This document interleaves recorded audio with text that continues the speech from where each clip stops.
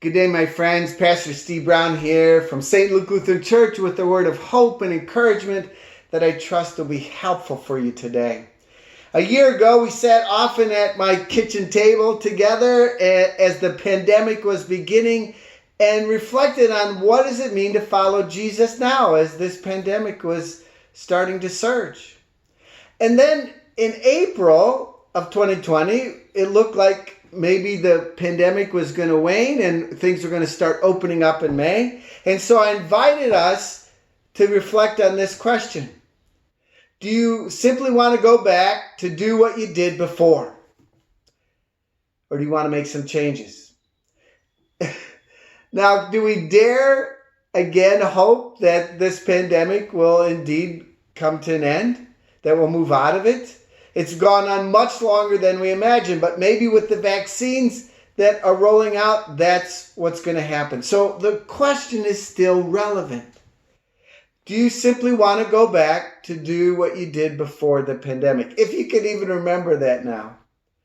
I want to invite you to take a deep breath, to hold back the deafening noise, to simply go back to what we were doing before the pandemic, and to spend some time reflecting on this question and to determine what it is that you want to bring back into your life. What do you want to change in your life? What do you want to now keep out of your life that maybe you're doing before the pandemic? Or what is something new that you want to bring into your life? This is a time for us to reflect with ourselves and with the people that we do life with.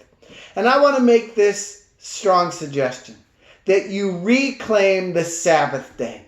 Maybe that means bringing it back into your life or adding it to your life if it wasn't a part of your practice before.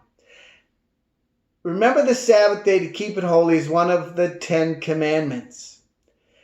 And when we think about remembering the Sabbath day to keep it holy, we often think about going to worship, and that's part of it. Martin Luther, when he was reflecting on this commandment, said that part of remembering the Sabbath day is to be in worship where we hear God's word so that we can be reminded of God's promises and wisdom for our lives. So that's part of it, and we are going back into in-person worship inside starting March 28th, Palm Sunday. You need to make a reservation for that because we have limited number of spaces so that we can maintain physical distancing. So still, please do that.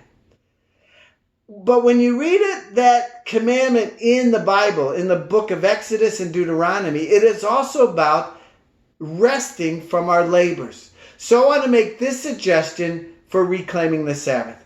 That on a weekly basis, you work 5 days in your job, whether it be inside the home or outside the home, you do your job.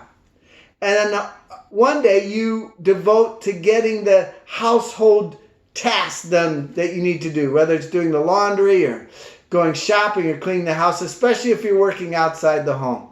But then you have one day that is your Sabbath day. It begins by being in worship with the people you love and the people you do life with, the family of God. And then you spend the rest of the day doing whatever it is that fills your bucket, that fills you up. What entertainments, what recreations, what pastimes, what relaxations that simply will fill you up.